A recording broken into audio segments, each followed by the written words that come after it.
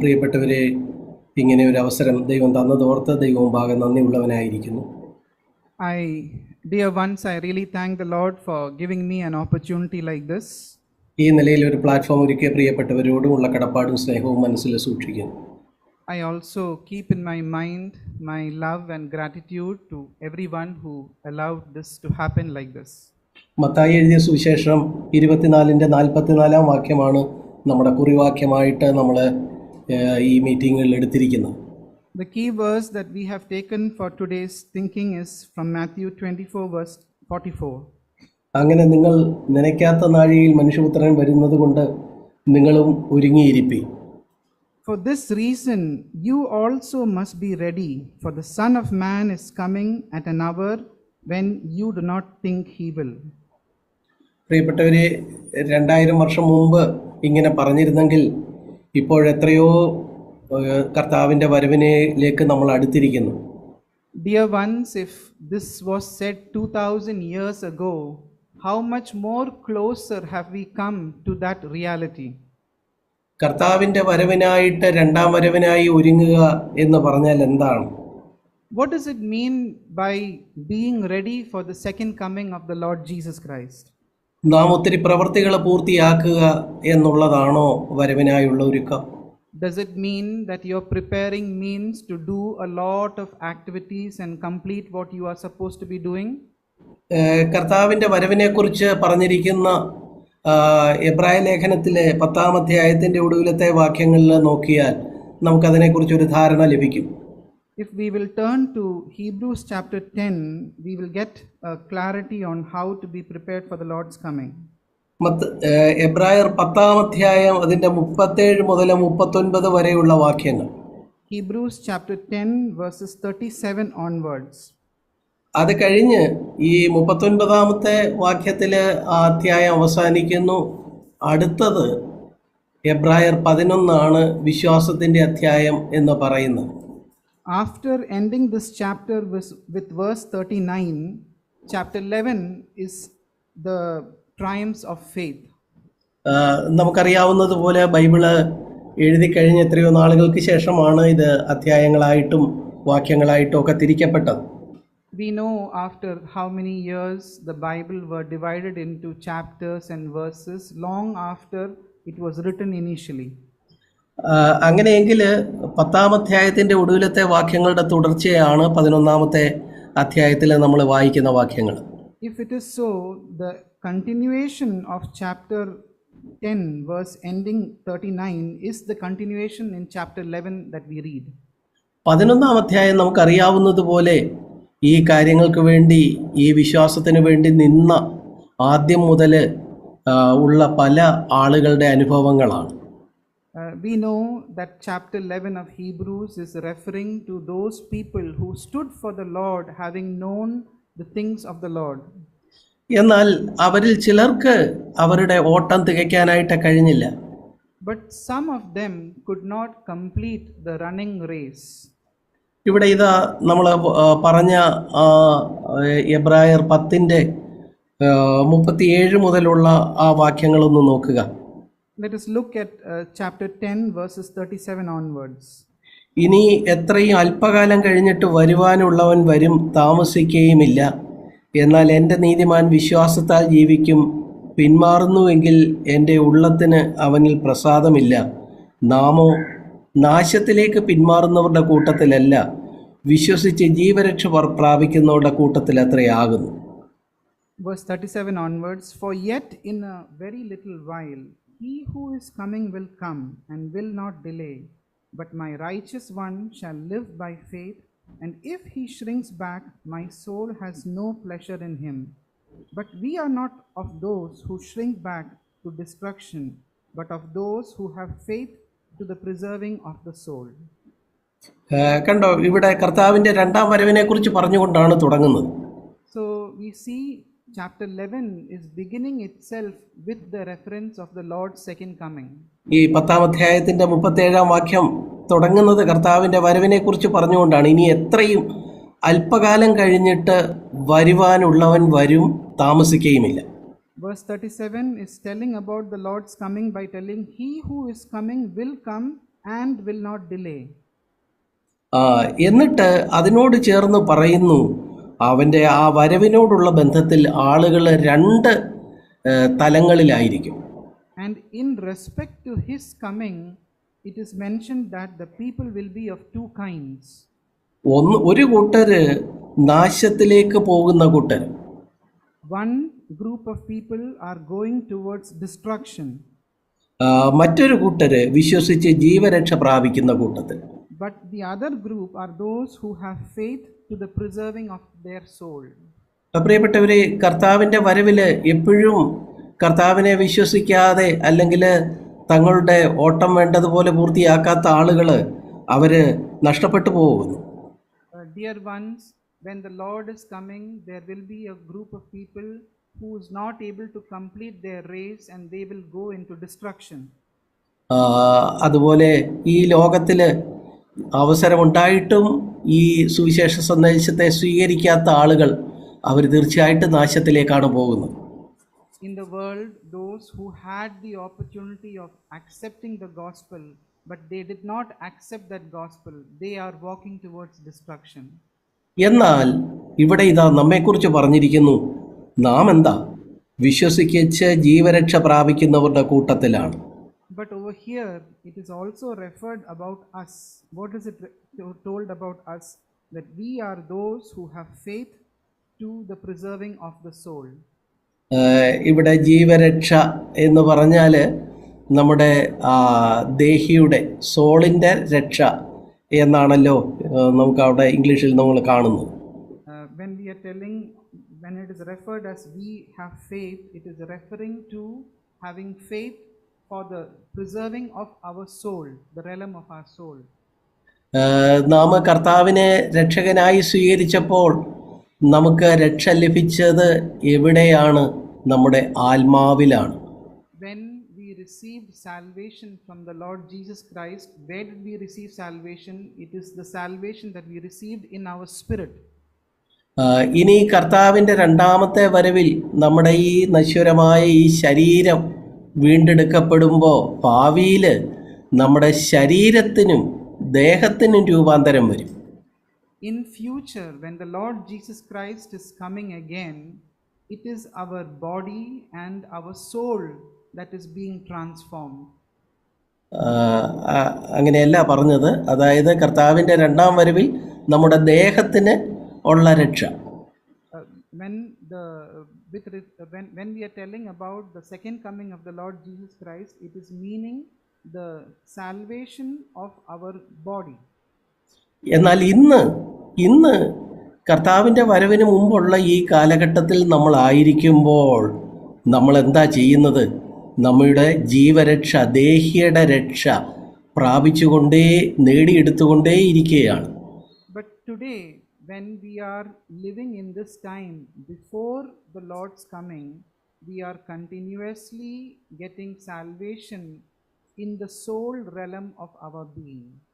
പ്രിയപ്പെട്ടവരെ, നമുക്കറിയാവുന്നതുപോലെ 1 തെസ്സലോനിക്കർ 5-ാം അധ്യായത്തിൻ്റെ 23-ാം വാക്യത്തിൽ മനുഷ്യനും ഒരു തൃത്വമാണ് എന്ന് കാണുന്നുണ്ട്. In 1 Thessalonians chapter 5, we know that a human being is also like a trinity. അവന് ആത്മാവുണ്ട്, ദേഹമുണ്ട്, ദേഹിയുണ്ട്. He has a body, he has a soul, and he has a spirit. അവൻ്റെ നമ്മളിപ്പോൾ പറഞ്ഞ കാര്യം ഞാൻ വീണ്ടും ഒരു വ്യക്തതയ്ക്ക് വേണ്ടി ഒന്നുകൂടെ ആവർത്തിക്കുകയാണ്.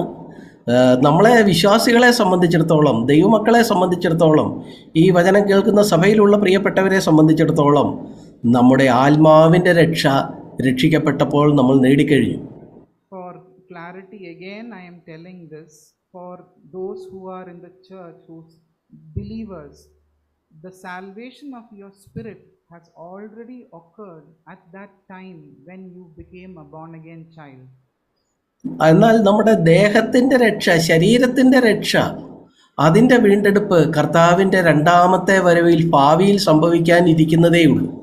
The salvation of your body, that is yet to happen when the Lord Jesus Christ is coming again in his second coming.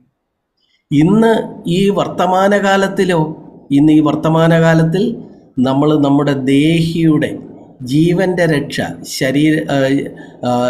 മനസ്സിൻ്റെയും നമ്മുടെ വികാരങ്ങളുടെയും ഒക്കെ ആ ഒരു തലത്തിൽ നമ്മൾ രൂപാന്തരപ്പെട്ടുകൊണ്ടിരിക്കുകയാണ്. But today, as we are living in the present world, the salvation is occurring in our soul.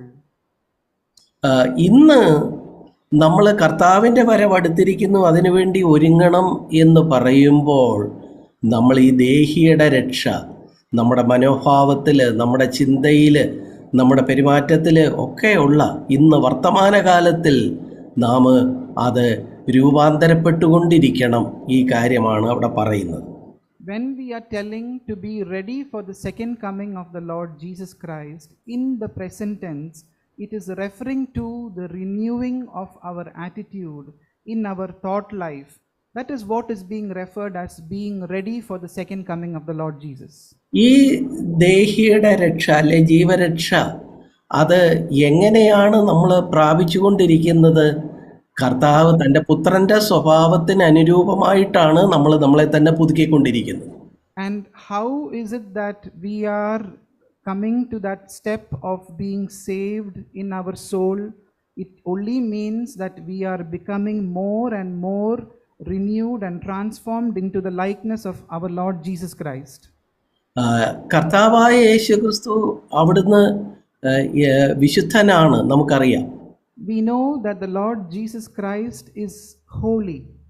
അപ്പോൾ ഇന്ന് കർത്താവിൻ്റെ സ്വരൂപത്തോട് അനുരൂപപ്പെടുക എന്ന് പറയുമ്പോൾ പ്രായോഗിക തലത്തിൽ നമ്മൾ വിശുദ്ധിയിൽ നിന്ന് വിശുദ്ധിയിലേക്ക് വിശുദ്ധീകരണം കൂടുതൽ പ്രാപിച്ചുകൊണ്ടാണ് കർത്താവിൻ്റെ രണ്ടാം വരവിന് വേണ്ടി നമ്മൾ ഒരുങ്ങുന്നത്. So today in the present tense, we are becoming more and more ready for the Lord's coming by being transformed more and more into the holiness of the Lord Jesus. ഇവിടെ കണ്ടോ, നമ്മൾ എബ്രായർ 10:31 പറയുന്നു, നമ്മളെന്താ ജീവരക്ഷ പ്രാപിക്കുന്നവരുടെ കൂട്ടത്തിൽ മാറ്റി നിർത്തപ്പെട്ടവരാണ്. In Hebrews 10 it was mentioned that we are those people who have been kept apart along with the people of the faith. വിശുദ്ധി എന്നുള്ളത് നമുക്കറിയാവുന്നതുപോലെ അതിൻ്റെ മൂലഭാഷയിൽ സെറ്റ് അപ്പാർട്ട്, മാറ്റി നിർത്തപ്പെടുക എന്നാണല്ലോ അർത്ഥം. The meaning of the word holiness or holy, it means to be set apart, kept apart for the Lord. പ്രിയപ്പെട്ടവരെ, അങ്ങനെയാണെങ്കിൽ ഇനി എത്ര അല്പകാലം കഴിഞ്ഞിട്ട് വരുവാനുള്ളവൻ വരും, താമസിക്കുകയുമില്ല എന്നതിനോട് ചേർത്ത് പറയുന്നു, നമ്മൾ എന്ത് വേണം? നമ്മൾ ആ സെറ്റ് അപ്പാർട്ട്, ആ വിശുദ്ധീകരണം, അതിനെക്കുറിച്ചാണ് ഇവിടെ പറയുന്നത്. അങ്ങനെയാണ് കർത്താവിൻ്റെ രണ്ടാം വരവിന് വേണ്ടി നമുക്കൊരുങ്ങാൻ കഴിയുന്നത്. So when it is mentioned, he who is coming will come and will not delay, what does it mean? We are being set apart for the Lord, and that is how we are being made ready for his coming. നമ്മൾ ഒത്തിരി തുടക്കത്തിൽ പറഞ്ഞ പോലെ എന്തോ ഒത്തിരി പ്രവർത്തനങ്ങൾ പൂർത്തീകരിച്ചല്ല കർത്താവിൻ്റെ വരവിന് വേണ്ടി ഒരുങ്ങുന്നത്. As I told in the beginning, it is not by doing a lot of activities or deeds we are making ourselves ready for the second coming of the Lord. വ്യക്തിപരമായിട്ട് നമ്മുടെ വിശുദ്ധിയെ തികച്ചുകൊണ്ടാണ് കർത്താവിൻ്റെ രണ്ടാം വരവിന് വേണ്ടി നമ്മൾ ഒരുങ്ങേണ്ടത്. Individually, making ourselves more and more holy, by completing our growth in holiness, we are making ourselves ready for the second coming of the Lord. അപ്പോൾ ക്രിസ്തുവിൻ്റെ വരവിനായി ഒരുങ്ങുക എന്നുള്ള കുറിവാക്യത്തിൽ എന്നുള്ള ആ ഒരു ലക്ഷ്യത്തിൽ നമ്മൾ ചിന്തിക്കുമ്പോൾ നമുക്കതെങ്ങനെയാണ് സാധിക്കുന്നത്? വിശുദ്ധിയിൽ കൂടുതൽ ഒരുങ്ങിക്കൊണ്ടാണ് നമുക്കത് അത് കയ്യെത്തിപ്പിടിക്കാനായിട്ട് കഴിയുക. How is it practically possible for us to be ready? It is as the key word is telling, let us make ourselves ready in holiness unto the Lord.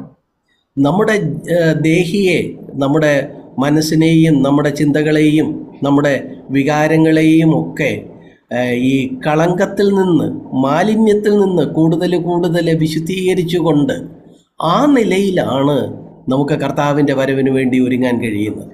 By sanctifying our thinking, our attitude, more and more towards the Lord, we are making ourselves ready for the Lord's coming. ബൈബിളിൽ മറ്റ് പല പ്രിയപ്പെട്ടവരും കർത്താവിൻ്റെ വരവിനെക്കുറിച്ച് പറയുമ്പോൾ നേരിട്ട് ഇപ്പോൾ നമ്മൾ കണ്ടതുപോലെ വിശുദ്ധീകരണത്തെക്കുറിച്ചാണ് പറയുന്നത്. Many others, those who are telling about the Lord's second coming, they are also referring to the act of sanctifying ourselves. പത്രോസിനെ നോക്കുക. Let us turn to Peter.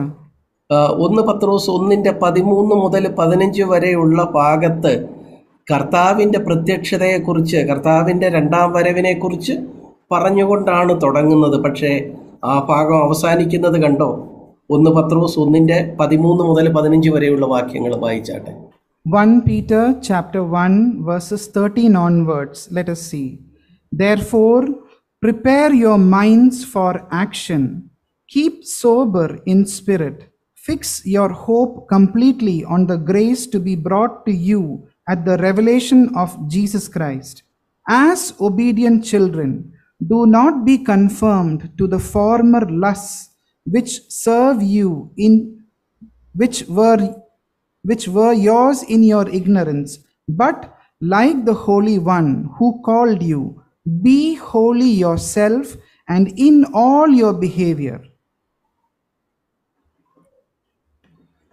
15 വരെ അല്ലേ? ഭാഗം അടുത്ത സെന്റൻസ് കൂടെ. ഞാൻ വിശുദ്ധനാകയാൽ, Because it is written, you shall be holy, for I am holy.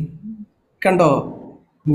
ഇവിടെ പത്രോസ് യേശുക്രിസ്തുവിൻ്റെ പ്രത്യക്ഷതയിൽ പൂർണ്ണ പ്രത്യാശ വെച്ചുകൊള്ളാൻ പറഞ്ഞുകൊണ്ടാണ് തുടങ്ങുന്നത്. Peter is beginning this sentence itself by setting his hope completely on the second coming of the Lord Jesus Christ. അങ്ങനെ കർത്താവിൻ്റെ വരവിനെക്കുറിച്ച് പറഞ്ഞുകൊണ്ട് തുടങ്ങുമ്പോൾ അത് അവസാനിക്കുന്നത് കണ്ടോ? അതുകൊണ്ട് എന്ത് വേണം? നമ്മൾ അവൻ വിശുദ്ധനാകുന്നത് പോലെ നമ്മളെ തന്നെ വിശുദ്ധീകരിച്ച് എല്ലാ നടപ്പിലും വിശുദ്ധരാകുവീൻ എന്നാണ് അവിടെ പറഞ്ഞിരിക്കുന്നത്. So even though Peter is beginning this paragraph with his hope of the Lord's coming, how does he end over there? He is telling that we also in our life, as we read in verse 16, you shall be holy, for I am holy. We have to prepare ourselves in holiness. പ്രിയപ്പെട്ടവരെ, കർത്താവിൻ്റെ രണ്ടാം വരവ്, അതിന് നമ്മുടെ ഭാഗത്ത് നമുക്ക് ചെയ്യാൻ കഴിയുന്നത് വിശുദ്ധിയിൽ വളർന്നുകൊണ്ടാണ്. Dear brothers, the role that I as an individual have with regard to the Lord's coming, my preparation part is to be holy as He is holy. Walk towards that direction. പൗലോസ് പറയുന്ന ഒരു വാക്യം നോക്കുക. തീത്തോസ് 2:12-13 വാക്യങ്ങൾ. Titus 2:12-13 വാക്യങ്ങളിൽ പൗലോസ് കർത്താവിൻ്റെ വരവിനെക്കുറിച്ച് പറയുന്നിടത്തും നമുക്കിതേ കാര്യം കാണാൻ കഴിയും. Titus chapter 2 verses 13 and 14, we see Paul also saying the same things. Verse 13. 12-13 മലയാളത്തിൽ. നാം ഭാഗ്യകരമായ പ്രത്യാശയ്ക്കായിട്ടും മഹാദൈവവും നമ്മുടെ രക്ഷിതാവുമായ യേശുക്രിസ്തുവിൻ്റെ തേജസ്സിൻ്റെ പ്രത്യക്ഷതയ്ക്കായിട്ടും കാത്തുകൊണ്ട് എന്തു വേണം? ഭക്തികേടും പ്രപഞ്ചമോഹങ്ങളും വർജിച്ചിട്ട് ദൈവഭക്തിയോടുകൂടെ ജീവിച്ചു പോരേണ്ടതിന് നാം ശിക്ഷിച്ച് വളർത്തപ്പെടുന്നു എന്നാണ് ആ വാക്യം തീരുന്നത്. Verse 13 we read like this: looking for the blessed hope and the appearing of the glory of our great God and Savior, Christ Jesus, who gave himself for us to redeem us from every lawless deed and to purify for himself a people for his own possession, zealous for good deeds. ഇവിടെ പൗലോസും പറയുന്നത് കർത്താവിൻ്റെ രണ്ടാമത്തെ പ്രത്യക്ഷതയെക്കുറിച്ച് പറയുമ്പോൾ, കർത്താവിൻ്റെ തേജസ്സിൻ്റെ പ്രത്യക്ഷതയെക്കുറിച്ച് പറയുമ്പോൾ അതിനോട് ചേർന്ന് പറയുന്നു, നാം എന്ത് വേണം? നാം ശുദ്ധീകരണത്തിൽ വർദ്ധിച്ചു വരണം. Even when Paul is also referring to the second coming of the Lord, what is Paul exhorting us? We must purify ourselves. തെസ്സലോനിക്ക സഭയ്ക്ക് ലേഖനം എഴുതുമ്പോൾ പൗലോസിൻ്റെ ഒരു ആശംസ നോക്കുക. Even when Paul is writing to Thessalonians, what is the greetings that Paul is giving to them? 1 തെസ്സലോനിക്കർ 3:13 വാക്യം. 1 Thessalonians chapter 3 verse 13. വായിക്കാമല്ലോ. So that he may establish your hearts without blame in holiness before our God and the Father at the coming of our Lord Jesus with all his saints. ഇവിടെയും കർത്താവായ യേശുക്രിസ്തുവിൻ്റെ പ്രത്യക്ഷതയോട് ചേർത്ത് പറയുന്നത് എന്താ? അതുകൊണ്ട് നമ്മൾ വിശുദ്ധീകരണത്തിൽ നമ്മൾ അനന്യരായി വെളിപ്പെട്ട് വരണം. Even here also, Paul is exhorting with regard to the coming of the Lord that we must be growing in holiness before our God. അപ്പോൾ അതുകൊണ്ട് കർത്താവിൻ്റെ രണ്ടാം വരവിനെക്കുറിച്ച് പറയുമ്പോൾ അതിൻ്റെ ഒത്തിരി ലോകലക്ഷണങ്ങളെക്കുറിച്ചും ലോകത്തിൽ സംഭവിക്കാൻ പോകുന്നതും അല്ലെ അന്തിക്രിസ്തു വെളിപ്പെടുന്നതും ഇങ്ങനെയൊക്കെ നമുക്ക് തലച്ചോറിന് സന്തോഷം തരുന്ന ഒത്തിരി കാര്യങ്ങൾ, ഒത്തിരി ആശയങ്ങൾ കിട്ടിയത് കൊണ്ട് അതിനേക്കാൾ പ്രധാനം നമ്മൾ അതിനായിട്ട് ഒരുങ്ങണം എന്നതിന് ഊന്നൽ നൽകുകയാണ് എന്ന് എനിക്ക് തോന്നുന്നു. So today I feel when we speak about the second coming of the Lord, instead of stimulating our thinking intellectually by telling the signs of the second coming of the Lord or many other things, I feel it is more important that we must be preparing ourselves for that second coming of the Lord. പ്രിയപ്പെട്ടവരെ, നമുക്കറിയാവുന്നതുപോലെ ഈ ലോകലക്ഷണങ്ങൾ കർത്താവിൻ്റെ വരവ് വളരെ അടുത്തു എന്നാണ് വിളിച്ചറിയിക്കുന്നത്. The situations in the world are declaring very loudly that his second coming is very close. That is what we see. അതുകൊണ്ട് നാം വ്യക്തിപരമായിട്ട് എന്താ വേണ്ടത്? നമ്മൾ വിശുദ്ധീകരണത്തിൽ വർദ്ധിച്ചു വരികയാണ് വേണ്ടത്. So as individuals, what must we be doing? We must be growing in our holiness towards the Lord. പ്രിയപ്പെട്ടവരെ, ഈ വിശുദ്ധീകരണം എന്ന് പറയുമ്പോൾ രണ്ട് ഭാഗങ്ങൾ അതിനുള്ളത് നമുക്കറിയാം. നമ്മൾ നേരത്തെയും ചിന്തിച്ചിട്ടുണ്ട് എന്നെനിക്ക് തോന്നുന്നു. When we think about sanctification, I think we have thought about this earlier also. There are two things that should be happening. വിശുദ്ധീകരണം എന്ന് പറയുമ്പോൾ ഒന്ന് അതിൻ്റെ സ്ഥാനീയമായ വിശുദ്ധി, പൊസിഷണൽ ഹോളിനെസ് ആണ് ഒന്ന്. The first part is like the positional holiness that must be occurring.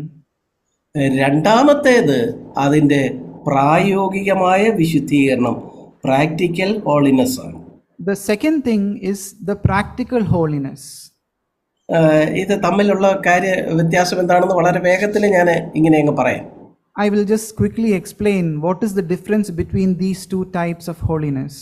ഇവിടെ ഇതാ പൗലോസ് കൊരിന്ത്യർക്ക് ലേഖനം എഴുതുമ്പോൾ 1 കൊരിന്ത്യർ 1-ാം അതിൻ്റെ 2-ാമത്തെ വാക്യത്തിൽ കൊരിന്തിലുള്ളവരെയൊക്കെ വിളിച്ചേക്കുന്നത് എന്താണ്? When Paul is writing to the Corinthians, how is Paul addressing the Corinthians? Chapter 1 verse 2. അവിടെ 2 വട്ടം അവിടെ കൊരിന്തിലുള്ള പ്രിയപ്പെട്ടവരെ വിശുദ്ധന്മാർ, വിശുദ്ധീകരിക്കപ്പെട്ടവർ എന്ന 2-ാമത്തെ വാക്യത്തിൽ തന്നെ 2 ഇടത്ത് അവരെ വിശുദ്ധർ എന്ന് പറഞ്ഞിട്ടുണ്ട്. In 2 places in that one verse, Paul is telling sanctified in Christ, saints in Christ.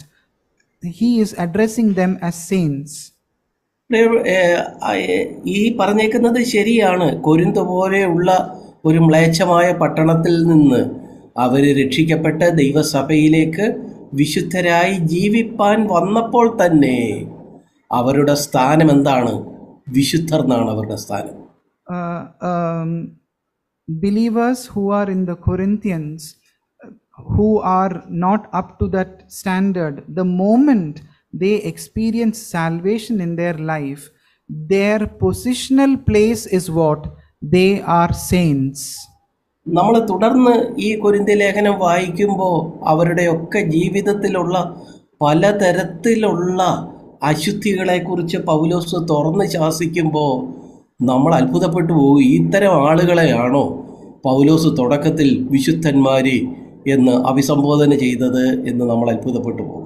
When we read Corinthians, we will see, when we see that they are going through a lot of sinful things in their life, a reader can think, how is it that Paul is addressing these fallen brethren as saints? പ്രിയപ്പെട്ടവരെ, അതിൻ്റെ മറുപടി ഇങ്ങനെയാണ്. അവര് സ്ഥാനീയമായി വിശുദ്ധരാണ്. അവർ കർത്താവിനെ രക്ഷകനായി സ്വീകരിച്ച് സഭയിലേക്ക് വന്നപ്പോൾ ദൈവം മുമ്പാകെ അവരുടെ പൊസിഷൻ, അവരുടെ സ്ഥാനം വിശുദ്ധർ എന്ന് തന്നെയാണ്. The answer to that is, the moment they accepted Jesus Christ, experienced salvation, and they came and became part of the church, positionally they are saints in the Lord.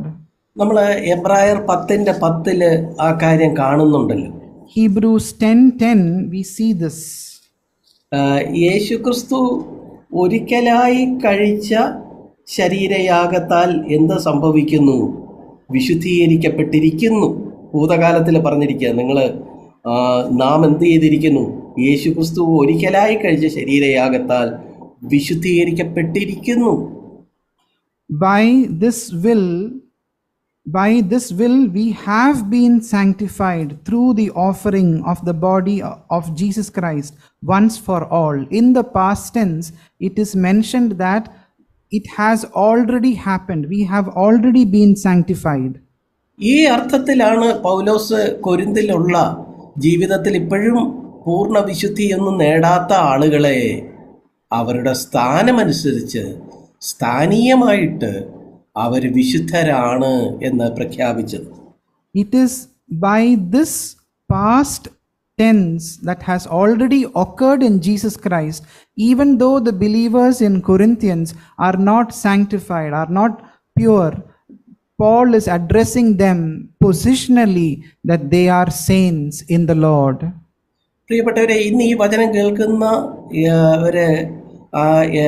കർത്താവിനെ ജീവിതത്തിലെ രക്ഷകനും നാഥനുമായിട്ട് ജീവിതത്തിൽ എങ്കിലും സ്വീകരിച്ചിട്ടുണ്ടെങ്കിൽ അവരെ എല്ലാം ദൈവം സ്ഥാനീയമായിട്ട് വിശുദ്ധർ എന്ന് തന്നെയാണ് വിളിക്കുന്നത്.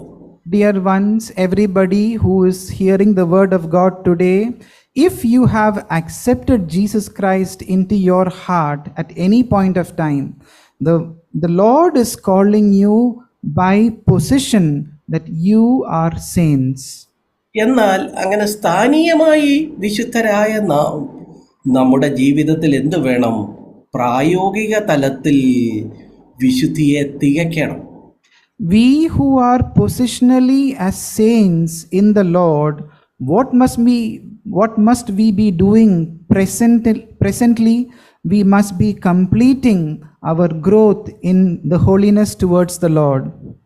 ഇവിടെ ഇതാ കൊരിന്ത്യർക്ക് പൗലോസ് ലേഖനം എഴുതുമ്പോൾ അതിന് എന്താ കാരണം? അവരുടെ സ്ഥാനമനുസരിച്ച് നേടിയ ആ വിശുദ്ധൻ എന്ന പദവിക്കൊപ്പം പ്രായോഗിക തലത്തിലും അവർ വിശുദ്ധി നേടണം എന്നുള്ള ആഗ്രഹം കൊണ്ടാണ്, ആ ഭാരം കൊണ്ടാണ് പൗലോസ് ഈ കൊരിന്ത്യർക്ക് 1-ാം ലേഖനവും 2-ാം ലേഖനവും ഒക്കെ എഴുതുന്നത്. Why is Paul writing the letter of 1 Corinthians and 2 Corinthians to the saints? Because Paul wanted to make sure that even though they are positionally as saints in their life, he wanted to ensure and they to grow even in the present tense as saints in their lives.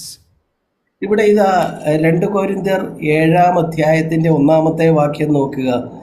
അവരോട് കൊരിന്ത്യരോട് പറയുന്നു, നിങ്ങൾ ജഡത്തിലെയും ആത്മാവിലെയും സകല കന്മഷവും നീക്കി നമ്മെ തന്നെ വെടിപ്പാക്കി ദൈവഭയത്തിൽ വിശുദ്ധിയെ തികച്ചുകൊള്ളുക. 2 Corinthians chapter 7 verse 1, Paul is writing like this to them: Therefore, having these promises, beloved, let us cleanse ourselves from all defilement of the flesh and spirit, perfecting holiness in the fear of the Lord. 1 കൊരിന്ത്യർ 1-ാം അധ്യായത്തിന്റെ പ്രാരംഭ വാക്യത്തിൽ ഇവരെ തന്നെ അല്ലേ വിശുദ്ധർ എന്ന് വിളിച്ചത്? Didn't Paul address the same believers as saints in the first chapter, verse 2? അവരോട് തന്നെ പറയുകയാണ്, നിങ്ങൾ വിശുദ്ധിയെ തികയ്ക്കണം എന്ന് പറയുമ്പോൾ ഇത് രണ്ടും പരസ്പര വിരുദ്ധമല്ല. ആദ്യത്തേത് സ്ഥാനീയമായ വിശുദ്ധിയും രണ്ടാമത്തേത് ആ സ്ഥാനത്തിനനുസരിച്ച് പ്രായോഗിക തലത്തിൽ അവരുടെ ദേഹിയിൽ അവർ വിശുദ്ധരായിക്കൊള്ളണം, ജഡത്തിലും ആത്മാവിലും ഉള്ള കന്മഷം നീക്കിക്കൊള്ളണം എന്നെല്ലാം തന്നെയാണ് പൗലോസ് പറയുന്നത്.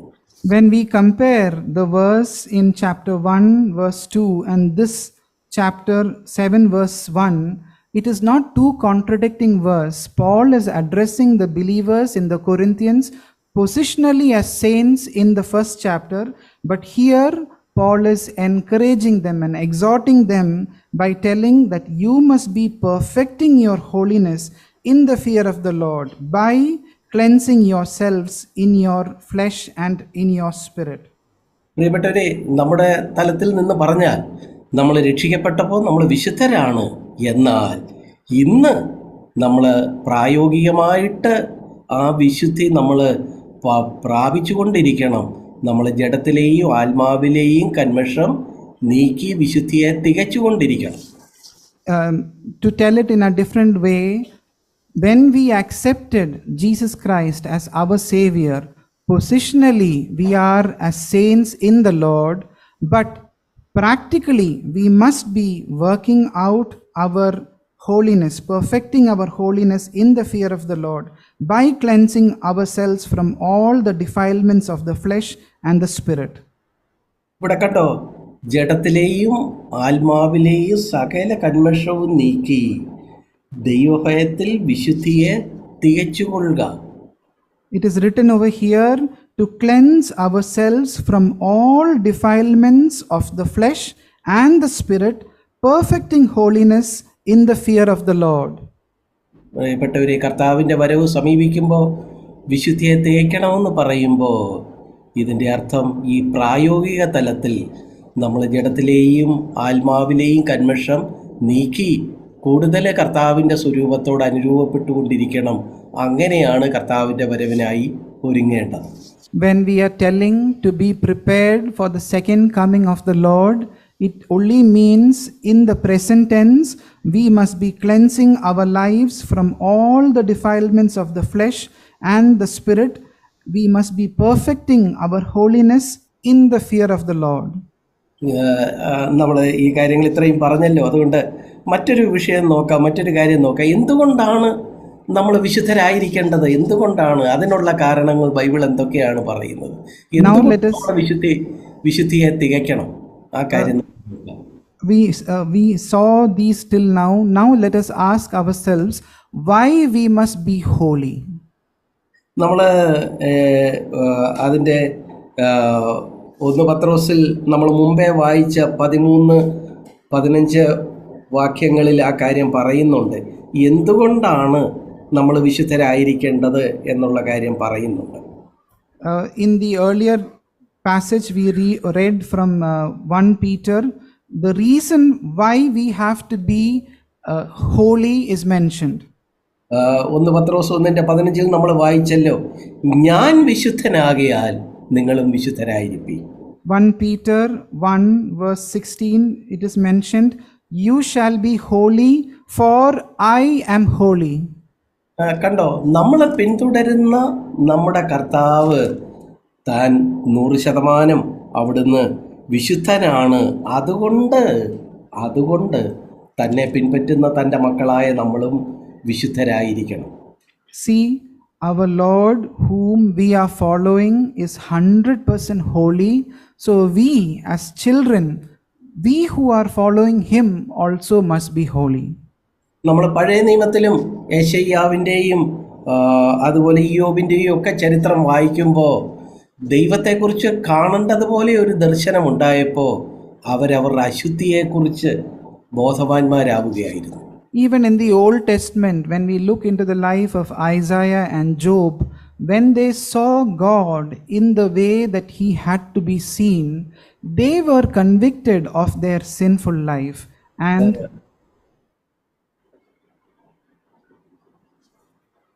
ഉദാഹരണത്തിന് യെശയ്യാവ് 6-ാം അധ്യായം അതിന്റെ 3 മുതൽ 5 വരെയുള്ള വാക്യങ്ങൾ നോക്കുക. For example, let us look Isaiah chapter 6 verses 3 onwards. അവിടെ യെശയ്യാവിന് കർത്താവിന്റെ ഒരു ദർശനമുണ്ടായി.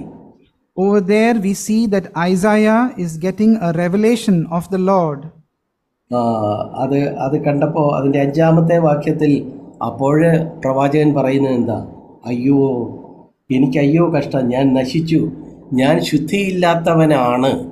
അപ്പോൾ വിശുദ്ധനായ ദൈവത്തെ കണ്ടപ്പോൾ തൻ്റെ അശുദ്ധിയെക്കുറിച്ച് ആ താരതമ്യം കൊണ്ട് യെശയ്യാവ് ബോധ്യപ്പെട്ട് നിലവിളിക്കുന്നതാണ് നമ്മളിവിടെ കാണുന്നത്. When Isaiah saw a holy God, and in comparison to the holiness of God, he is seeing and telling, "Woe is me, for I am ruined, because I am a man of unclean lips." അപ്പോൾ എന്തുകൊണ്ടാണ് യെശയ്യാവിന് സ്വന്തം അശുദ്ധിയെക്കുറിച്ച് ബോധമുണ്ടായത്? അവൻ വിശുദ്ധനാണ്. അത് കണ്ടപ്പോൾ എൻ്റെ അശുദ്ധിയെക്കുറിച്ച് ബോധ്യം. Why was Isaiah convicted of his sinful nature? It is because God is holy, and when he saw the holiness of God, he saw how unclean he was. എന്ന് പറഞ്ഞതുപോലെ നാമും അവൻ വിശുദ്ധനാകയാൽ അവൻ്റെ വിശുദ്ധി കാണുമ്പോഴാണ്, അവനുമായുള്ള ഒരു താരതമ്യമാണ് നമ്മളെയും വിശുദ്ധിയെ തികയ്ക്കാനായിട്ട് പ്രേരിപ്പിക്കുന്നത്, അല്ലെങ്കിൽ അയ്യോ ഞാൻ അശുദ്ധ മനുഷ്യൻ എന്ന് നിലവിളിക്കാൻ നമ്മളെ പ്രേരിപ്പിക്കുന്നത്. Even in our lives also, because he is holy, and when we compare our lives with the holiness of God, we are encouraged to sanctify us towards the Lord's holiness. ഇയ്യോബിന്റെ പുസ്തകം ഒടുവിലത്തെ അധ്യായത്തിലേക്ക് വരുമ്പോൾ ഇതേ നിലവിളി നമ്മൾ ഇയ്യോബിലും കാണുന്നുണ്ട്. When we come to the last book of Job, the same cry we also find in Job's life. ഇയ്യോബ് 42-ന്റെ 5-6 വാക്യങ്ങൾ നോക്കുക. Let's turn to Job 42:4 and 5. 5 and 6.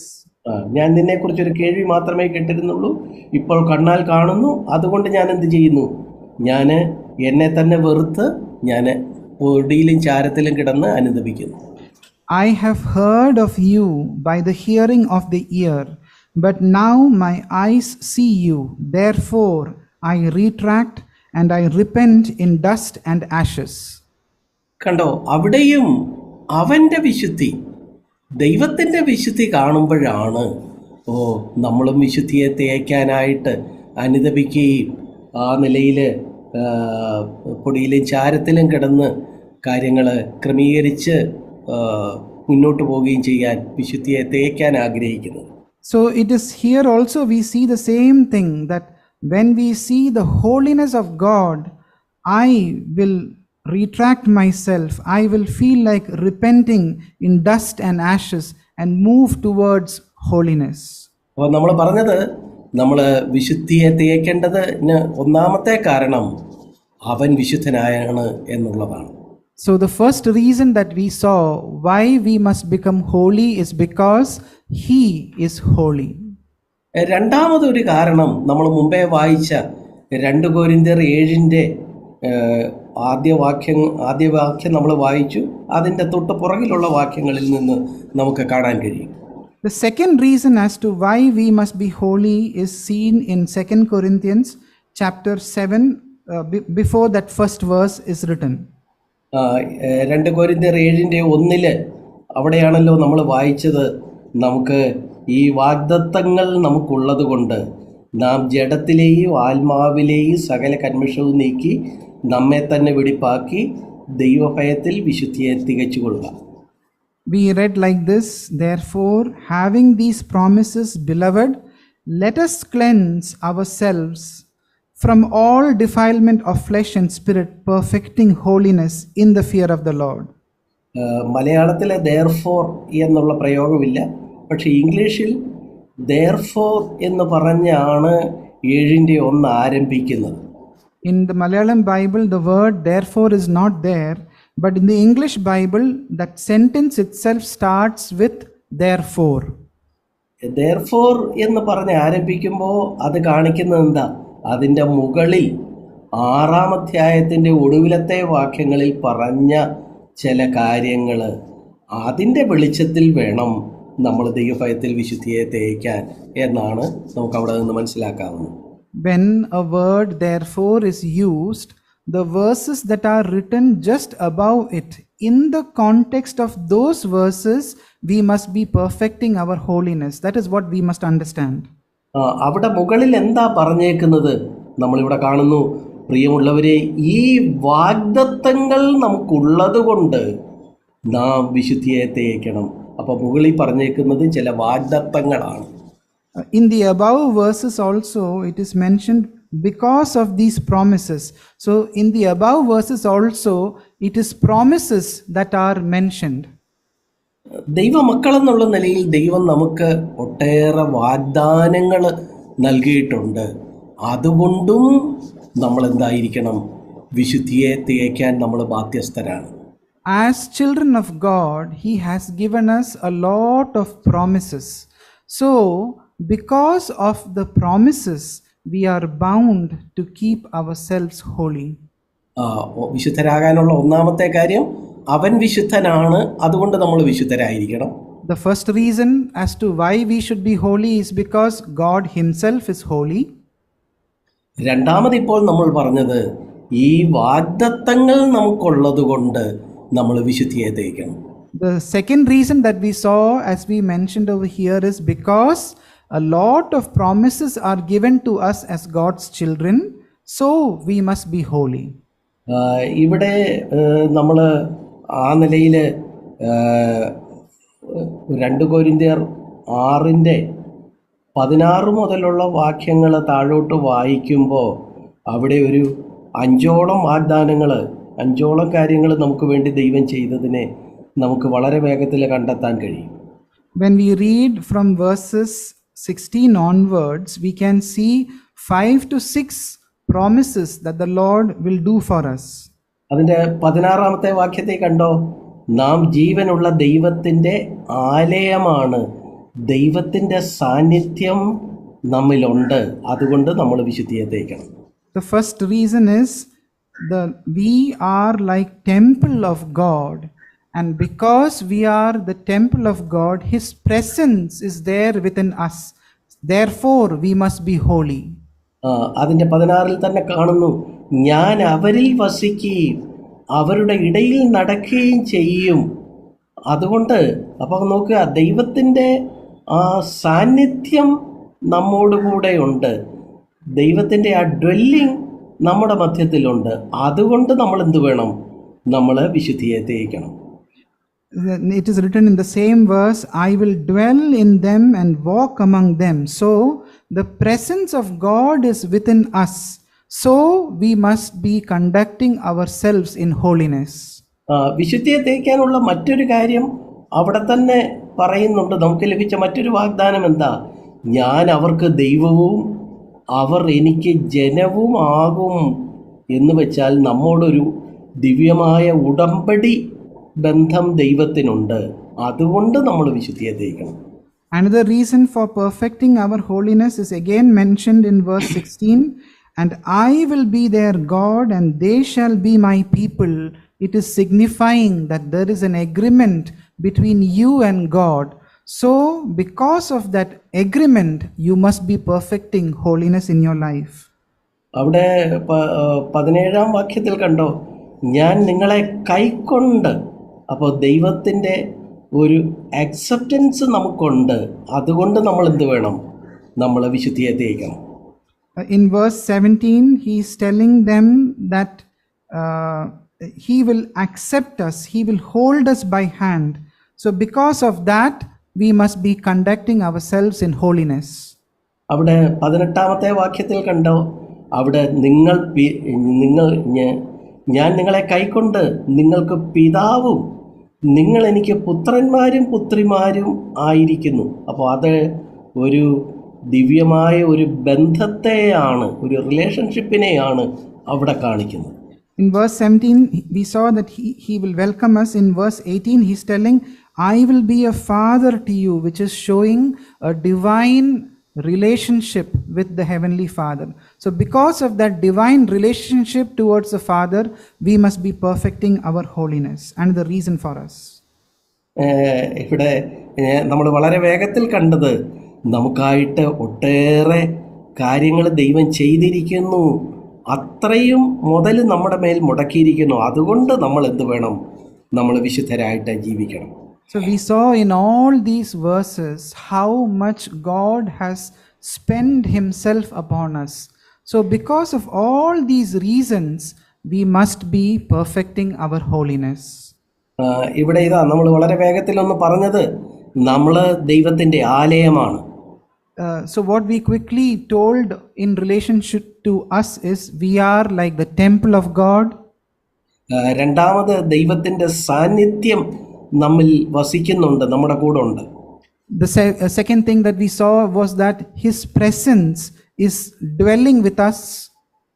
മൂന്നാമത് ദൈവം നമ്മളുമായിട്ട് ഒരു ദിവ്യമായ ഉടമ്പടി, അവർ ജനം എന്നുള്ള അങ്ങനെ ഒരു ഉടമ്പടി ഉണ്ടാക്കിയിട്ടുണ്ട്. The third thing that we saw is that God has entered into a divine agreement with you. നാലാമത് ഇതാ നമ്മളെ കൈക്കൊണ്ട്, അങ്ങനെ നമ്മളെ അംഗീകാരം അത് നൽകിയിട്ടുണ്ട്. The fourth thing that we saw is that he will welcome you and he has accepted you. ഒടുവിലായിട്ട് നമ്മളെ പുത്രീപുത്രന്മാർ, അവിടുന്ന് പിതാവ് ആ നിലയിൽ ഒരു ബന്ധത്തിലേക്ക് കൊണ്ടുവന്നിട്ടുണ്ട്. The fifth thing is that he has called us as sons and daughters, and he has mentioned that he will be our father. This divine relationship he has given to us. ഇത്രയും കാര്യങ്ങൾ അക്കമിട്ട് പറഞ്ഞിട്ടാണ് പറയുന്നത്. അതുകൊണ്ട് പ്രിയമുള്ളവരെ, ഈ വാഗ്ദത്തങ്ങൾ നമുക്കുള്ളത് കൊണ്ട് നിങ്ങൾ ജഡത്തിലെയും ആത്മാവിലെയും കന്മഷം നീക്കി വിശുദ്ധിയെ തേക്കണം എന്ന് പറഞ്ഞിരിക്കുന്നത്. After numbering one by one so much of promises, then we are exhorted in chapter 7, therefore, having these promises, beloved, let us cleanse ourselves from all defilement of the flesh and the spirit, perfecting holiness in the fear of the Lord. ആട്ടെ, എന്തായാലും നമ്മളെ സംബന്ധിച്ചിടത്തോളം ആവശ്യപ്പെട്ടിരിക്കുന്നത് വിശുദ്ധിയെ തേക്കുക എന്നുള്ളതാണല്ലോ. ആ കാര്യത്തെ നമുക്ക് തുടർന്നുള്ള സമയം നമുക്ക് വിശദമായിട്ട് നോക്കാം. The requirement that is upon us is to perfect our holiness. So let us look more into this in the given time ahead. ഇവിടെ 7:1 നമ്മൾ കാണുന്നത് ജഡത്തിലെയും ആത്മാവിലെയും കന്മഷം നീക്കണം. രണ്ട് ഭാഗങ്ങൾ, ജഡം, ആത്മാവ്. In chapter 7 verse 1, it is referred that the defilement of the flesh and the defilement of the spirit, two things are referred over here. എന്താ ഈ ജഡത്തിലെ കന്മഷം അല്ലെ ആത്മാവിലെ കന്മഷം എന്നൊക്കെ പറഞ്ഞാൽ എന്താ? What does it mean by defilement of the flesh? What does it mean by defilement of the spirit? ദൈവദാസന്മാർ പലപ്പോഴും അത് നമുക്ക് മനസ്സിലാകാൻ വേണ്ടി പലപ്പോഴും ദാവീദിന്റെ ജീവിതത്തിൽ നിന്ന് രണ്ട് ഉദാഹരണം പറയാറുണ്ട്. Many men of God, referring to the life of David, tries to explain what does it mean by the defilement of the flesh and defilement of the spirit. അല്ലെങ്കിൽ മറ്റു ചിലർ കർത്താവായ യേശു പറഞ്ഞിട്ടുള്ള നമ്മൾ മുടിയൻപുത്രൻ്റെ ഉപമ എന്ന് പറയുന്നതിൻ്റെ അകത്തെ രണ്ട് കാര്യങ്ങൾ ഇത് വ്യക്തമാക്കാൻ, ജഡത്തിലെ ആത്മാവിലെയും കന്മഷം വ്യക്തമാക്കാൻ മറ്റു ചിലർ പറയാറുണ്ട്. Some other men of God uses the prodigal son as an example to highlight the difference between the defilement of the flesh and defilement of the spirit. ഇവിടെ ഇത് നമുക്ക് ദാവീദിന്റെ കാര്യത്തിലേക്ക് വരാം. Let us come to the life of David. ദാവീദിന്റെ ജീവിതത്തിൽ വലിയ ഒരു തെറ്റ് വന്നത്, അതിനെക്കുറിച്ച് നമ്മൾ 2 ശമൂവേൽ 11 വായിക്കുന്നത്. A big sin that was done by David, we read in the book of Samuel. 2 ശമൂവേൽ 11 ആ സംഭവം ബേത്ശേബയുമായിട്ട് ദാവീദ് വ്യഭിചാരത്തിൽ ഏർപ്പെടുന്നതും കാര്യങ്ങളൊക്കെയാണ് വളരെ വിശദമായിട്ട് രേഖപ്പെടുത്തിയിരിക്കുന്നത്. 2 Samuel chapter 11, the sin that David committed with Bathsheba is mentioned in detail. അവിടെ ഈ ബേത്ശേബ ആ സംഭവം അത് നമുക്കറിയാവുന്നത് കൊണ്ട് ഞാൻ അതിൻ്റെ വിശദാംശങ്ങളിലേക്ക് കടക്കുന്നില്ല. ആ സംഭവം ജഡത്തിലെ കന്മഷത്തിന് ഉദാഹരണമാണ്. I'm not going into the details of that, but the sin that David did towards Bathsheba is like the sin, the defilement of the flesh. തൻ്റെ ജഡീകമായ താല്പര്യങ്ങൾ, തൻ്റെ അധാർമികമായ ചിന്തകൾ, ഇതിൻ്റെയൊക്കെ ഭാഗമായിട്ട് വലിയൊരു പാപത്തിലേക്ക് ദാവീദ് വീണുപോയി. അത് ജഡത്തിലെ കന്മഷമാണ്. The defilement of the flesh that David committed was like a satisfaction of the evil desires that he had in his flesh. പ്രിയപ്പെട്ടവരെ, നമ്മെ സംബന്ധിച്ചും ഒക്കെയും ഈ ജഡത്തിലേതായ കന്മഷങ്ങൾ വരാം, അതിൻ്റെ പരീക്ഷകൾ വരാം. Even in our lives also, the defilement of the flesh and our testing to the defilements of the flesh can come our way. നമുക്ക് ആ കാര്യം അറിയാം. അതുകൊണ്ട് ഞാൻ രണ്ടാമത്തെ ആത്മാവിലെ കന്മഷം ദാവീദിൻ്റെ ജീവിതത്തിൽ നിന്ന് മറ്റൊരു ഉദാഹരണം, അത് നമ്മൾ 2 ശമൂവേൽ 24 കാണുന്നത്. Defilement of the spirit we see from the life of David in 2 Samuel chapter 24. We already understood what defilement of the flesh is. ഇവിടെ അപ്പോൾ ആത്മാവിലെ കന്മഷം, അത് 2 ശമൂവേൽ 24 എന്താ കാണുന്നത് നമ്മൾ അറിയാം. അവിടെ ദാവീദ് ജനത്തെ എണ്ണാനായിട്ട് തുടങ്ങുന്നു. അവിടെയാണ് ദൈവം അവനെ ന്യായം വിധിക്കുന്നു, അവനെ അതിനെ ശിക്ഷിക്കുന്നു. എന്തുകൊണ്ട്? അതൊരു ആത്മാവിലെ കന്മഷമാണ്. When we see in this chapter that David is trying to start taking a census of his people and he is going against the Lord, and this is what he is doing as something we can call as defilement of the spirit. ദാവീദ് തൻ്റെ ജനത്തെ എണ്ണിയതിൽ എന്താ തെറ്റ്? അതിൻ്റെ അകത്ത് എന്താ ആത്മാവിലെ കന്മഷം എന്നൊക്കെ പറയത്തക്കവണ്ണം അതിൻ്റെ അകത്ത് എവിടെ തെറ്റിരിക്കുന്നത് എന്ന് നമുക്ക് തോന്നാം. We can think to ourselves, by David just taking a census, what is the sin of the defilement in the spirit? പ്രിയപ്പെട്ടവരെ, അവിടെ ദാവീദിൻ്റെ ജീവിതത്തിൻ്റെ സായാഹ്നത്തിൽ ഒട്ടേറെ യുദ്ധങ്ങളും ഒക്കെ നടത്തി താൻ ഏകഛത്രാധിപതിയായിട്ട് വാഴുമ്പോൾ ഞാൻ ഇത്രയും പേരുടെ അധിപനാണ് എന്നുള്ള ഹൃദയത്തിൽ ഒളിഞ്ഞു കിടക്കുന്ന ഒരു അഹങ്കാരമാണ് ദാവീദിനെ ഈ ജനത്തെ എണ്ണാനായിട്ട് പ്രേരിപ്പിച്ചത്. David, who have battled many battles and taken a lot of victory, and now he's sitting over there as the king, hidden in his heart, that reason is what we are calling as the defilement of the spirit. നിങ്ങളെ വീട്ടിൽ പോയിട്ട് 2 ശമൂവേൽ 24 വായിച്ചു നോക്കുക, അപ്പോൾ ആ കാര്യം വ്യക്തമാകും. You can go home and read the chapter 2 Samuel 24 and it will become more clear to you. പ്രിയപ്പെട്ടവരെ, ഈ ജഡത്തിലെ കന്മഷവും ആത്മാവിലെ കന്മഷവും ഈ 2 കാര്യത്തിൽ കൂടുതൽ എവിഡൻ്റ് ആകുന്നത് പലപ്പോഴും ജഡത്തിലെ കന്മഷമാണ്. When we look at a comparison between the defilement of the flesh and the defilement of the spirit, something that is evidently seen to us is the defilement of the flesh. ദാവീദ് തൻ്റെ പടൻ്റെ ഊരിയാവിൻ്റെ ഭാര്യയുമായിട്ട് വ്യഭിചാരം ചെയ്തു എന്ന് പറയുമ്പോൾ ആ ജഡത്തിലെ കന്മഷം അത് കേൾക്കുമ്പോൾ എല്ലാവർക്കും അയ്യോ അത് തെറ്റാണ് എന്ന് പെട്ടെന്ന് കൂടുതൽ എവിഡൻ്റ് ആയിട്ട് എല്ലാവർക്കും അത് കന്മഷമായിട്ട് ബോധ്യപ്പെടും. When the sin that David did towards Uriah, when the people look at it, very quickly people can conclude, oh, what David has done is something wrong. എന്നാൽ ദാവീദിൻ്റെ ഹൃദയത്തിലെ അഹങ്കാരം വെളിപ്പെട്ട തൻ്റെ ജനത്തെ എണ്ണിയ ആ സംഭവം പലർക്കും അത് മറ്റേ ജഡത്തിലെ കന്മഷം പോലെ ഈ ആത്മാവിലെ കന്മഷം അത്രത്തോളം മനസ്സിലാവുകയില്ല. But the pride that came out of David's heart, that he went to count and take a census of his people, that sin cannot be visible to the people outside. എന്തുകൊണ്ടാണ് ഈ അഹങ്കാരം അല്ലെങ്കിൽ ദൈവത്തിൽ നിന്ന് അന്യപ്പെട്ട് ഒരു സ്വയം പര്യാപ്തത, ഞാൻ കേമൻ എന്നുള്ള ചിന്ത ആത്മാവിലെ കന്മഷമായിട്ട് പറഞ്ഞിരിക്കുന്നത്?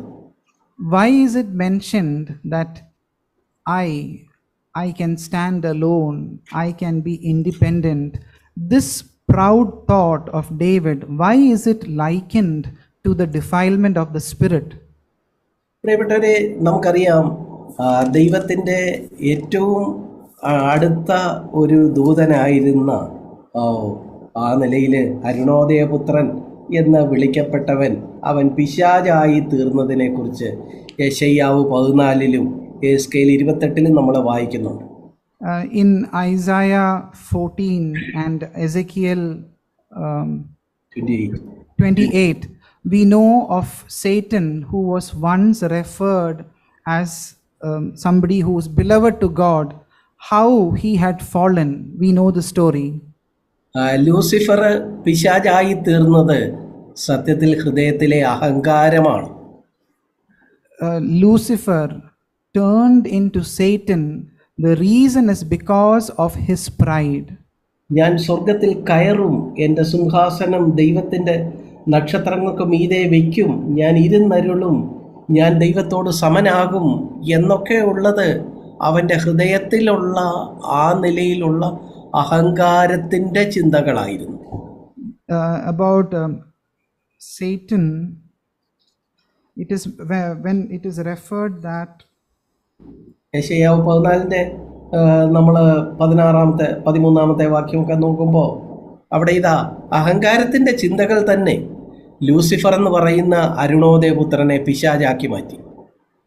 It is these proud thoughts that Satan, Lucifer, took in his heart. Isaiah 14 verses 13 onwards, where he's telling, I will ascend to heaven, I will raise my throne, and I will sit on the mount of the assembly. I will ascend above the heights of the clouds. I will make myself. All these were the reasons where he was converted into Satan.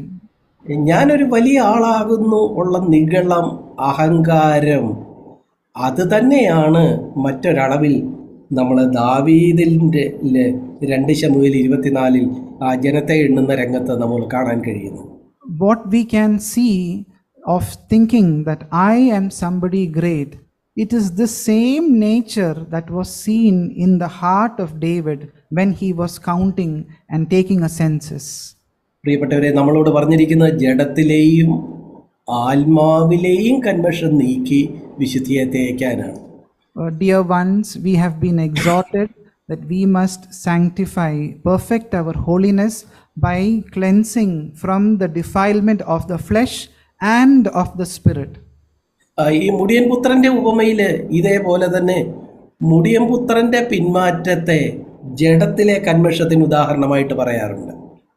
Even when we are looking at the parable of the prodigal son, the backsliding that happened in the life of the prodigal son, you can compare it as the defilement in the flesh.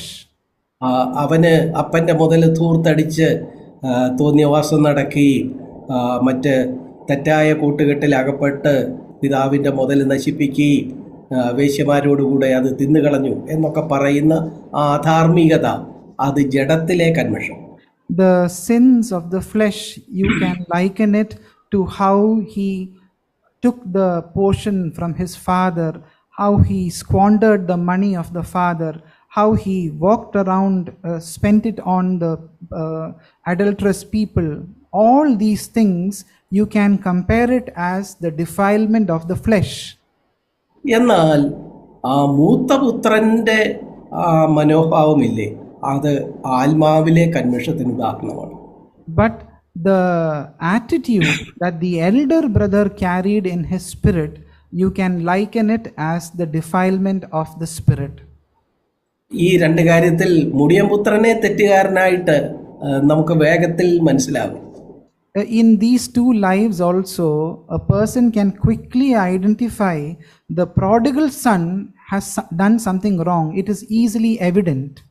എന്നാൽ ആ മൂത്തപുത്രൻ്റെ മനോഭാവം എന്താണ്? ഞാൻ ഭേദമാണ്, ഞാൻ എൻ്റെ സഹോദരനേക്കാളും ഒക്കെ വളരെ ഭേദമാണ്, ഞാനെല്ലാം ഒന്നും തെറ്റായിട്ട് ചെയ്യുന്നില്ല, ഞാൻ അപ്പൻ്റെ കാര്യങ്ങളെല്ലാം കൃത്യമായിട്ട് ചെയ്യുന്നു, വീട്ടിലെ കാര്യങ്ങളെല്ലാം നന്നായിട്ട് നോക്കുന്നു, ഞാനൊരു കേമനാണ് എന്നുള്ള ആ നിലയിലുള്ള അഹങ്കാരം തന്നെയാണ്, ആത്മാവിലെ കന്മഷമാണ് മൂത്തപുത്രനിൽ വെളിവാകുന്നത്. The sin, the defilement of the spirit is becoming more evident in the elder son, where he is telling, I am looking everything properly in my father's house. I have done everything very correctly. That self thought of himself, you can liken it to the defilement in the spirit. ലൂക്കോസ് 15 അധാർമികമായിട്ട് ജീവിച്ച മുടിയൻ പുത്രൻ ജഡത്തിലെ കന്മഷത്തിന് ഉദാഹരണമാകുമ്പോൾ, സ്വയപ്രശംസയിൽ അഹങ്കാരത്തിൽ ജീവിച്ച മൂത്തപുത്രൻ ആത്മാവിലെ കന്മഷത്തിന് ഉദാഹരണമാവുകയാണ്. In Luke 15, the prodigal son's example, when defilement of flesh, we liken the prodigal son as an example. The elder brother who lived in self high thoughts and his pride, that elder brother can be compared to the defilement of the spirit. പ്രിയപ്പെട്ടവരെ, കണ്ടോ, ഇത് ഈ നമ്മുടെ കന്മഷത്തെ ഈ നിലയിൽ നമ്മൾ തിരിച്ചറിഞ്ഞ് നമ്മൾ ദൈവഭയത്തിൽ വിശുദ്ധിയെ തികച്ചുകൊണ്ടാണ് നമ്മൾ എന്ത് വേണ്ടത്? കർത്താവിൻ്റെ വരവിനായിട്ട് ഒരുങ്ങേണ്ടത്. Dear ones, can you see this? You must realize and identify the defilement that is there in your flesh and in your spirit, and like this you have to perfect holiness in your life. ഈ ആത്മാവിലെ കന്മഷം കൂടുതൽ സട്ടിലായതുകൊണ്ട് സാധാരണ മനുഷ്യർക്ക് മനസ്സിലാവുകയില്ലെങ്കിലും ദൈവത്തിൻ്റെ കണ്ണിന് അത് മറഞ്ഞിരിക്കുന്നില്ല. The defilement of the spirit, even though it is not evident to the common man, it does not lie hidden to God himself.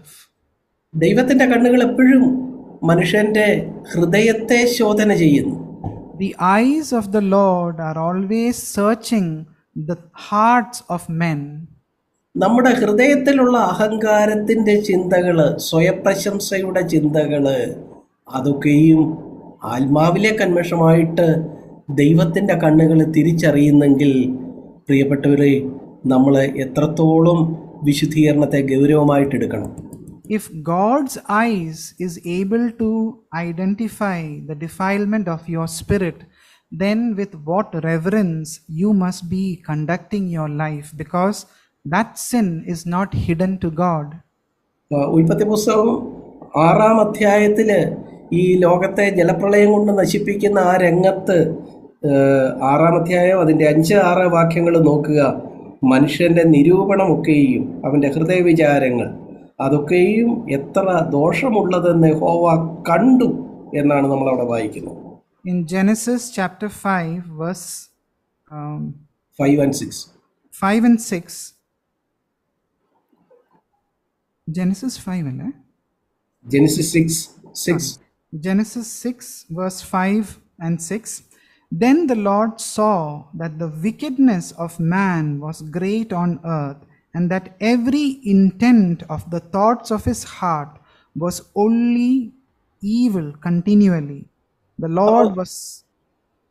അപ്പോൾ നമ്മുടെ ഹൃദയത്തിലെ ചില ചിന്തകൾ പോലും ദൈവത്തിന് മറഞ്ഞിരിക്കുന്നില്ല. So from this verse we can see even the thoughts that you carry in your heart, those are not at all hidden to God. നമ്മുടെ ഹൃദയ വിചാരങ്ങളുടെ നിരൂപണവും അത് സ്വയപ്രശംസയിലും അഹങ്കാരത്തിലും അധിഷ്ഠിതമാണെങ്കിൽ അത് ദൈവത്തിൻ്റെ കണ്ണിൽ നിന്ന് മറഞ്ഞിരിക്കുന്നില്ല. If the thoughts of your heart is full of self-praise and full of pride, that is not hidden to God. പ്രിയപ്പെട്ടവരെ, നമ്മൾ ദൈവം നമ്മുടെ ഹൃദയത്തിൻ്റെ അന്തർഭാഗത്തെ നോക്കുന്നു എന്ന് ദാവീദ് പറയുന്ന പ്രശസ്തമായ സങ്കീർത്തനത്തിലെ വാക്യം നമുക്ക് ഓർമ്മയുണ്ടല്ലോ. We know that verse, that famous verse from Psalms that David is telling, "O God, you look into the inner thoughts." 51-ാമത്തെ സങ്കീർത്തനം തൻ്റെ ജീവിതത്തിലുണ്ടായ ആ വലിയ തെറ്റിൻ്റെ മുൻപാകെ പശ്ചാത്തപിച്ചുള്ള സങ്കീർത്തനമാണ്. 51-ന്റെ 6-ാമത്തെ വാക്യത്തിൽ ദാവീദ് പറയുന്നു, അന്തരംഗത്തിലെ സത്യമല്ലോ, truth in the inward part, നീ ഇച്ഛിക്കുന്നത് അന്തരംഗത്തിൽ എന്നെ ജ്ഞാനം ഗ്രഹിപ്പിക്കണമേ. Psalms 51, which is a proclamation of David's attitude and cry towards the Lord. He's telling like this in verse 6, "Behold, you desire truth in the innermost being, and in the hidden part you will make me known wisdom." കണ്ടോ, പഴയ നിയമ ഭക്തൻ അവന് കാണുന്നു അന്തർരംഗത്തിലെ truth in the inward part, hidden part, അത് ദൈവം മുമ്പാകെ ശരിയായിരിക്കണം, ദൈവം അത് കാണുന്നു എന്നുള്ള ബോധ്യം ഇവിടെ ഇതാ ദാവീദ് താനെ പങ്കിടുകയാണ്.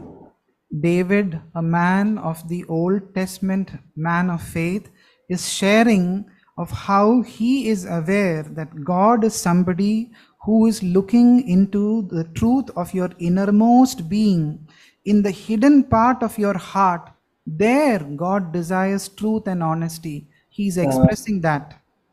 നമ്മൾ ഉൽപ്പത്തി പുസ്തകത്തിൽ നിന്ന് വായിച്ചു. ഒടുവിലത്തെ പുസ്തകമായ വെളിപ്പാട് പുസ്തകത്തിലേക്ക് വരുമ്പോൾ വെളിപ്പാട് 2:23 തുയതൈര സഭയോട് പറയുന്നത് കണ്ടോ, കർത്താവ് പറയുന്നു, ഞാൻ ഉൾപ്പൂവുകളെയും ഹൃദയങ്ങളെയും ആരായുന്നവൻ എന്ന് സകല സഭകളും അറിയും. വെളിപ്പാട് 2:23. Revelation chapter 2:23, Jesus is telling like this to the churches. Chapter 2 verse 23, "I am he who searches the minds and the heart."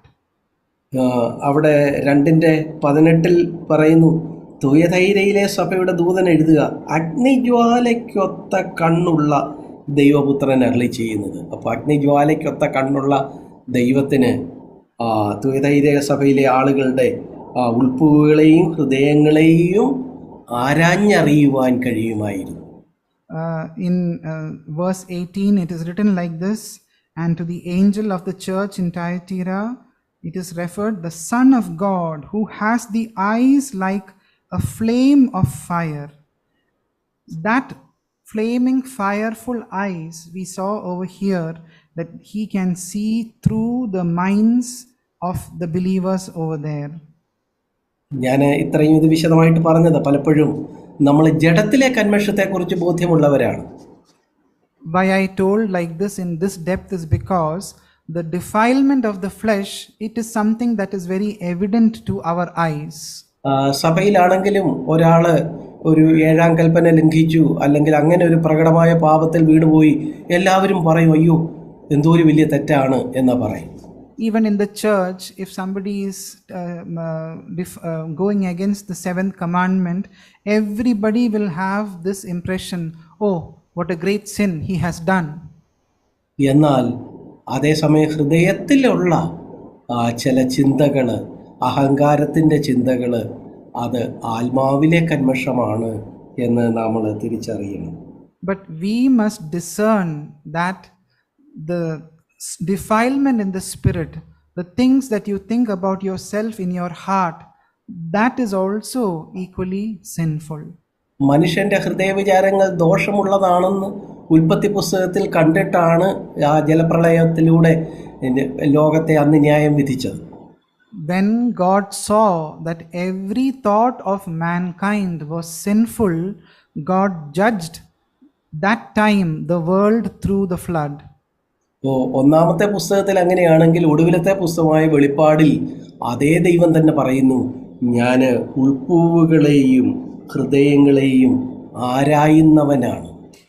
That God who could see the mind and heart of God in the first chapter of in the first book of the Bible, the same God is telling in the last book of the Bible that I am someone who can see through the minds and the hearts of men. ഇതിനെക്കുറിച്ച് ബോധ്യമുള്ളതുകൊണ്ട് പൗലോസ് ഇതാ പറയുന്നു, നിങ്ങളെ ജഡത്തിലെയും ആത്മാവിലെയും സകല കന്മഷവും വെടിപ്പാക്കി ദൈവഭയത്തിൽ വിശുദ്ധിയെ തികച്ചു കൊള്ളുക. Paul, who was able to see that God is like this, he can see the defilement of the spirit and of the flesh, he is exhorting, so you must be believers who cleanse yourself from such defilement and move towards perfecting your holiness in the fear of the Lord. അപ്പോൾ കർത്താവിൻ്റെ വരവിന് വേണ്ടി ഒരുങ്ങുന്നത് വിശുദ്ധിയെ തികച്ചുകൊണ്ടാണ് നമ്മൾ ചെയ്യേണ്ടത്. So we have to be preparing ourselves for the second coming of the Lord by preparing ourselves in holiness towards the Lord. നമ്മൾ പറഞ്ഞു കർത്താവ് വരുമ്പോൾ ഈ ലോകത്തുള്ള ജനങ്ങൾ ഒന്നുകിൽ നാശത്തിലേക്ക് പിന്മാറുന്നവരുടെ കൂട്ടത്തിൽ അല്ലെങ്കിൽ ജീവരക്ഷ പ്രാപിക്കുന്നവരുടെ കൂട്ടത്തിൽ ഈ രണ്ട് വിധത്തിലായിരിക്കും. We saw in the beginning that two kinds of people will be there when the Lord is coming back. Either those who will be moving towards destruction or those who will be joining the Lord. നമ്മളെ ജീവരക്ഷ പ്രാപിക്കുന്നവരുടെ കൂട്ടത്തിൽ എണ്ണപ്പെട്ട് അങ്ങനെ മാറ്റി നിർത്തപ്പെട്ടവരാണെങ്കിൽ നമ്മൾ എന്ത് വേണം? വിശുദ്ധിയെ തേക്കുന്നവരാകണം. If we are those who are going to join along with those people who are saved unto the Lord, then we must be preparing ourselves in holiness. അതുപോലെ തന്നെ അവിടുന്ന് വിശുദ്ധനാകിയാൽ നാം വിശുദ്ധരാകണം. Because he is holy, we must be holy. നമുക്ക് ഈ വാഗ്ദാനങ്ങൾ നമ്മൾ 2 കൊരിന്ത്യർ 6:16-18 വാക്യങ്ങളിൽ വായിച്ചു. നമുക്ക് ഈ വാഗ്ദാനങ്ങൾ ഒക്കെ ഉള്ളത് കൊണ്ട് നാം എന്ത് വേണം? നാം വിശുദ്ധിയെ തേക്കണം. In 2 Corinthians 16 we saw 6:16-18 6:16 we saw, because of all these promises we must be making ourselves holy. അങ്ങനെ നമ്മൾ വിശുദ്ധിയെ തേക്കുക എന്ന് പറയുമ്പോൾ പിന്നെയും അതിനെ തലനാരിഴ കീറി ജഡത്തിലെ അശുദ്ധി ആത്മാവിലെ അശുദ്ധി എന്ന് രണ്ടായിട്ട് തിരിച്ച് അതിൽ രണ്ടിൽ നിന്നും നമ്മൾ വിടുതൽ പ്രാപിച്ച് വിശുദ്ധിയെ തേക്കണം എന്നാ പറയുന്നത്. We again dissected that by telling about the defilement in the spirit and in the flesh, and we must be discerning that in our own lives and purifying ourselves more and more towards the holiness. പ്രിയപ്പെട്ടവരെ, ഈ ജഡത്തിലെ കന്മഷം ആത്മാവിലെ കന്മഷം ഈ കാര്യങ്ങൾ മാറി നമ്മൾ വിശുദ്ധിയെ തേക്കുന്നുണ്ടോ? Dear ones, are you separating and being free from the defilement of the flesh and the defilement of the spirit? Are you being prepared in holiness? അങ്ങനെയാണെങ്കിൽ അങ്ങനെ നമ്മൾ ദിനംപ്രതി മുന്നോട്ട് പോകുന്നെങ്കിലേ നമ്മൾ കർത്താവിൻ്റെ വരവിനായിട്ട് ഒരുങ്ങുന്നുള്ളൂ. Only if you are doing that in your life and you are preparing yourselves in that manner, then you can tell about yourself that you are preparing for the Lord's coming. ജഡത്തിലെ കന്മഷം താരതമ്യേന ആളുകളുടെ ദൃഷ്ടിയിലും നമുക്ക് തന്നെയും കണ്ടെത്താൻ എളുപ്പമാണ്. The defilements of the flesh can be easily identified by the people and by us in our lives. പക്ഷേ ആത്മാവിലെ കന്മഷം എന്ന് പറയുന്നത് കൂടുതൽ സട്ടിലാണ്. നമ്മൾ ആ കാര്യം കണ്ടെത്തി ദൈവഭയത്തിൽ വിശുദ്ധിയെ തേക്കണം എന്ന് നമ്മളോട് ആവശ്യപ്പെട്ടിരിക്കുന്നു. We also thought that the defilement of the spirit is very subtle. Those defilements of the spirit also you have to find, identify in your life and prepare yourself towards holiness. നമുക്ക് ദൈവസന്നിധിയിൽ നമ്മളെ തന്നെ ഈ കാര്യത്തിനായിട്ട് സമർപ്പിക്കുകയും നമുക്ക് ദൈവസന്നിധിയിൽ നമുക്ക് നമ്മളെ ഒരു പ്രാവശ്യം കൂടെ ഏൽപ്പിച്ചു കൊടുക്കുകയും ചെയ്യാം. Let us really give ourselves to what we heard and submit ourselves to the word of the Lord. ഈ വചനങ്ങളാലെ ദൈവം നമ്മളെ അനുഗ്രഹിക്കുമാറാകട്ടെ. May the Lord bless each one of you through these words. Thank you.